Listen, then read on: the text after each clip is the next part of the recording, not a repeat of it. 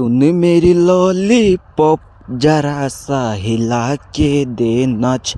कितनी शर्मनाक बात है, जिसका एक गाना सुपर डुपर हिट है, ठीक है, लॉलीपॉप लागे लो।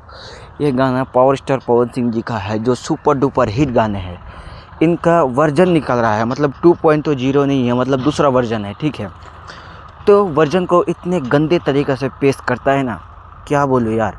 अब खुद एक बात सोचो, जिस बंदे का कमरिया करे लापालाप, इस गाने इतना सुपर डुपर हिट है पवन सिंह जी का लॉलीपॉप लागेलू, इस गाने का अगर वर्जन बनाया जाए तो भैया 2.0 वर्जन बनाओ, सेम उसी कॉपी बनाओ, कॉपी, ठीक है।